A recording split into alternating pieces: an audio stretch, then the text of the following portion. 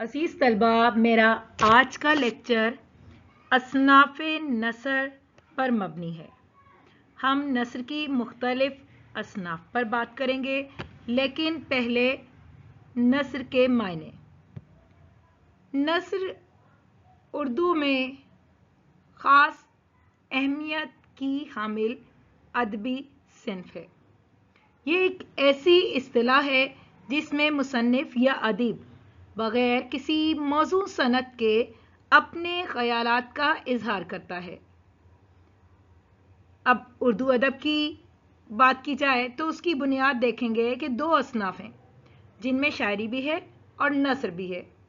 और अगर यूँ कहा जाए कि नसर उर्दू अदब के एक बाजू की हैसियत रखती है तो गलत ना होगा। उर्दू अदब को अगर शायरी ने उरूज तक पहुंचाया है तो नसर ने भी इसको उरूज पर कायम रखने की भरपूर कोशिश की है। और इसी हवाले से उसलूब की भी बात कर लूँ। उसलूब उस तरीक़ेकार को कहते हैं जो कोई शायर या अदीब अपनी तख्लीक को बयान करने के लिए इख्तियार करता है, यानी कोई ख़ास तर्ज या कोई तरीक़ेकार उसलूब कहलाता है।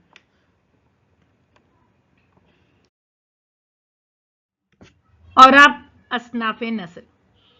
किसी भी ज़बान के नसरी ज़ख़ीरे को मिजाज के एतबार से दो हिस्सों में तकसीम किया जा सकता है, अफ़सानवी अदब और गैर अफ़सानवी अदब। अब अफ़सानवी अदब को देखा जाए तो ये फ़र्ज़ी किरदारों पर मुश्तमिल, फ़र्ज़ी वाक़यात पर मुश्तमिल एक मख़सूस ताना बाना जोड़कर किस्से या कहानी के रंग में इंसानी तहज़ीब को बयान किया जाए, उसकी अक्कासी की जाए, तो वो अदब अफ़सानवी अदब कहलाता है। इसी तरह गैर अफ़सानवी अदब का जायज़ा लें तो तहकीकी और इल्मी दुनिया की हकीकत को, उसके मसाइल को गैर अफ़सानवी अदब कहा जाता है। तजुर्बात, मुशाहिदात, किस्से के बग़ैर अदब और फ़न के तकाज़ों की तकमील के साथ जब पेश किए जाते हैं तो ऐसा अदब गैर अफ़सानवी अदब कहलाता है।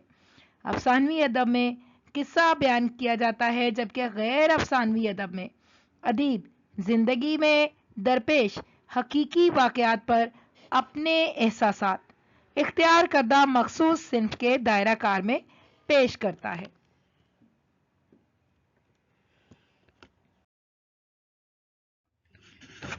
अब बात करेंगे अफ़सानवी अदब की अक़साम पर। सबसे पहले दास्तान। दास्तान एक ऐसी सिन्फ़ है जो नॉवेल, अफ़साना या ड्रामा उसकी इब्तिदा में शुमार की जाती है। इसका उसलूब और अंदाज़ कदरे मुख्तलिफ है। दास्तान में अजीबो गरीब ख़याली वाक़यात को दिलचस्प अंदाज में बयान किया जाता है। दास्तानी तहरीरें पढ़ने और सुनने वाले को अपनी तरफ खींचती चली जाती हैं। दास्तानें माजी की रिवायात रही हैं। दास्तान में वाक़यात का उलझाव, पेचीदगी, बयान की तवालत यानी तवील बयान किया जाता है, किरदारों की भरमार होती है। इसके बावजूद इसका हुस्न भी मौजूद है और इसकी दिलकशी भी बरकरार रहती है। पढ़ने या सुनने वाला दास्तान के अंजाम तक पहुंचने के लिए बेकरार रहता है। अब अगली सिन्फ़ नॉवेल। नॉवेल इंग्लिश लफ्ज़ NOVEL नॉवेल से अखज़ करदा है, जिसके मायने अनोखे और अजीबो गरीब के हैं। नॉवेल दरअसल ज़िंदगी की तस्वीर कशी करता है, ज़माने की मंजर कशी करता है। ये एक तहरीरी फ़न है। इसमें इंसानी एहसासात और जज्बात और ज़िंदगी के हक़ाइक़ को अनोखे अंदाज में पेश किया जाता है। मुनासिब अल्फाज और तराकीब इसमें अनोखेपन की कैफियत पैदा करते हैं। नॉवेल में किरदार के हर पहलू पर तफसीली रोशनी डाली जाती है। प्लॉट, किरदार निगारी, मंजर निगारी, जुज़ियात निगारी और मकालमा निगारी वगैरह नॉवेल के बुनियादी अनासिर हैं। असनाफ़े अदब में अफ़साना अगली ऐसी सिन्फ़ जो अफ़सानवी अदब से ताल्लुक़ रखती है, और इसकी अगर हम ज़्यादा मुफस्सिल बात करें तो ये कह सकते हैं कि मुख्तसर कहानी को अफ़साना कहते हैं। ناول کی طرح افسانے کے موضوعات کا دائرہ بھی وسیع ہے۔ افسانوں میں سماجی مسائل اور انسانوں کی ذہنی اور جذباتی الجھنوں کی ترجمانی ہوتی ہے۔ افسانہ نگار اپنی تحریر میں زندگی کے پیچ و خم، ناآسودگی، رنج و غم، طبقاتی کشمکش، رواداری، رنگ و نسل کی تفریق، غربت و افلاس، ظلم و ستم اور ناانصافی جیسے مسائل کا رونا روتا ہے۔ افسانے میں واقعات کو تفصیل سے بیان نہیں کیا جاتا بلکہ مختصر انداز میں پیش کیا جاتا ہے۔ پلاٹ، منظر نگاری، مکالمہ نگاری اور کردار نگاری افسانے کے اجزائے ترکیبی ہیں۔ افسانے اور ناول کے تشکیلی عناصر میں کسی حد تک مماثلت بھی پائی جاتی ہے، اور افسانوی ادب میں ہم اگلی صنف کا جو ذکر کریں گے وہ ہے ڈرامہ۔ ڈرامے کا لفظ یونانی زبان سے نکلا ہے جس کے معنی تمثیل یا ناٹک کے ہیں۔ ان سب کا مفہوم کچھ کر کے دکھانے پر مبنی ہے۔ ڈرامہ قدرتی طور پر 5 حصوں میں منقسم ہے: تمہید، واقعہ، الجھاؤ، نقطہ عروج، سلجھاؤ اور انجام۔ کردار نگاری اور منظر نگاری ڈرامے کے بنیادی لوازم ہیں۔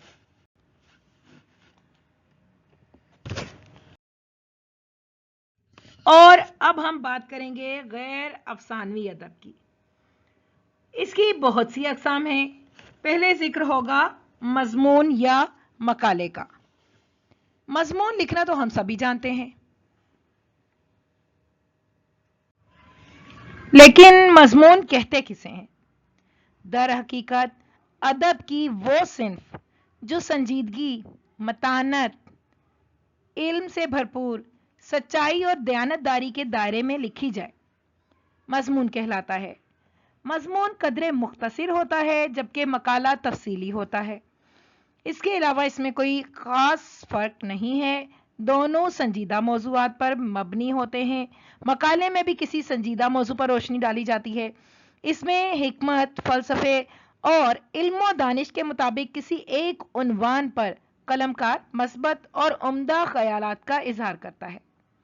صاحب قلم کو کسی مضمون یا مقالے میں علمی، سائنسی، عالمانہ یا فاضلانہ امور کو اجاگر کرنے کا موقع ملتا ہے۔ مقالہ ہمیں وقت اور زمانے کی رفتار سے، معاشرے اور ماحول سے روشناس کراتا ہے۔ آسمان، خلا، فضا، نظام شمسی، ہوا، بادل، بارش، موسم، ان سب کے متعلق ہم غور کرتے ہیں۔ کتنے ہی سوالات ہماری ذہن میں ابھرتے ہیں، مچلتے ہیں۔ اسی موقع پر ایک سائنسی مقالہ ہماری ذہنی آسودگی کا سبب بن جاتا ہے۔ کسی بھی موضوع پر ایک تحقیقی اور معلوماتی مقالہ ہمارے ذہن کے بند دریچوں کو کھول دینے کی صلاحیت رکھتا ہے۔ مقالے کے لیے زبان و بیان کا واضح اور صاف ستھرا ہونا ضروری ہے۔ مضمون میں بھی یہی تمام خوبیاں موجود ہونی چاہیے۔ ادبی رنگ بھی ہونا چاہیے، دلکش اسلوب یعنی طریقہ بھی ہونا چاہیے۔ یہ سب مضمون یا مقالے کے حسن کو دو چند کر دیتے ہیں۔ ہمیں اخبارات اور رسائل میں مختلف موضوعات پر مقالے پڑھنے کو ملتے رہتے ہیں۔ ادبی، علمی اور فقہی سیمینارز میں کسی خاص موضوع پر مقالے پیش بھی کیے جاتے ہیں۔ اس کے بعد ہم بات کریں گے انشائیے پر۔ نثری ادب کی یہ ایک اور مقبول اور پسندیدہ صنف ہے جو کہ غیر افسانوی ادب میں اہم مقام رکھتی ہے۔ یہاں میں یہ بھی بتاتی چلوں کہ کچھ لوگ مضمون اور انشائیے میں فرق نہیں کرتے، حالانکہ انشائیہ تحریر کی ایک منفرد صورت ہے اور نثری ادب میں اس کا ایک الگ مقام ہے۔ انشائیہ نگار کے الفاظ مختلف طرح کے پھولوں سے سجے سجائے ہوتے ہیں۔ وہ کاغذ کے باغ کو مختلف خیالات سے، تاثرات سے، مشاہدات، محاورات، مزاحیہ استعارات کے رنگ برنگے پھول بوٹوں سے بھر دیتا ہے۔ تنقیدی لہجہ انشائیہ نگار کی خوبی ہے۔ انشائیہ لکھنے والے کی نگاہ کسی ایک واقعے، قصے یا حادثے پر نہیں ہوتی، بلکہ وہ ایسا اچھوتا انداز اختیار کرتا ہے جس میں قاری کی دلچسپی موجود ہوتی ہے۔ इंशाइया निगार की तहरीर में संजीदापन भी नहीं होता और ना ही रंजो गम का हमें इजहार मिलता है। बहरहाल इंशाइये में अगर कहानी पाई जाए तो इसे अदबी जुर्म भी गर्दाना जाता है। इंशाइये की खास खूबी क्या है कि इसमें ख्यालात की बेतरतीबी होती है, यही इंशाइये का हुस्न है। इंशाइये का आगाज और इख्तिताम नहीं होता, इसे कहीं भी किसी भी मौजू पर शुरू किया जा सकता है और किसी भी मौजू पर कहीं किसी भी जगह जाके इसे अचानक ख़त्म कर दिया जाता है और एक तरह की कारी को पढ़ने में तिश्नगी का महसूस होती है। यही इंशाइया निगार की एक खूबी है कि कारी को तिश्नगी का एहसास दिला दे। गैर अफसानवी अदब की अगली सिन्फ सवाने निगारी है। इसमें किसी शख्सियत के पैदाइश से लेकर मौत तक के हालात ज़िंदगी तफसील से बयान किए जाते हैं। सवाने के मुताले से न सिर्फ किसी शख्सियत के अहवाल, ज़िंदगी, तालीम और तरबियत और आदात व उतवार का इल्म होता है, बल्कि उस दौर के तारीखी, तहजीबी, सियासी और अदबी हालात से भी वाकफियत होती है। सवाने किसी भी इल्मी, अदबी, सियासी या मारूफ शख्सियत की ज़िंदगी से मुतालिक लिखी जा सकती है। वाक़यात की सदाकत और हालात की सही अक्कासी सवाने निगार के लिए ज़रूरी है। अगली सिन्फ खुद नविश्त। खुद नविश्त भी किसी शख्स की दास्तान हयात होती है। ये कोई दूसरा शख्स नहीं लिखता, बल्कि जिसकी दास्तान हयात लिखी जा रही हो वो खुद से लिखता है, इसीलिए इसे खुद नविश्त सवाने भी कहते हैं। खुद नविश्त लिखने वाला अपने हालात ज़िंदगी और तजुर्बात व मुशाहिदात को लोगों के सामने पेश करता है। कभी गर्दिश अयाम की सितमकारियों का तस्करा करता है तो कभी जिंदगी के बाग में बहार की आमद का। खुद नविश्त को आप बीती भी कहते हैं, जिसमें लिखने वाला अपनी रुदादे जिंदगी इस अंदाज से पेश करता है कि आप बीती जग बीती बन जाती है। इसके बाद अगली सिर्फ शख्सियत निगारी। शख्सियत निगारी में तवालत और गैर ज़रूरी तफसीलात से गुरेज करते हुए सिर्फ उन्हीं वाक़यात या हालात का जिक्र किया जाता है जिनके पढ़ने से शख्सियत के अहम खदोखाल और काबिल ज़िक्र पहलुओं का एक खाका पढ़ने वाले के सामने आ जाता है। गोया इसमें शख्सियत के मुंतखब हालात व वाक़यात बयान किए जाते हैं। गैर अफसानवी अदब में अगली सिन्फ सीरत निगारी है। किसी अहम शख्सियत के औसाफ यानी उनकी खूबियों का बयान, उसके फ़िक्र अमल की, उसके किरदार की तस्वीर कशी और उसके अहवाल बयान करने को सीरत निगारी कहते हैं।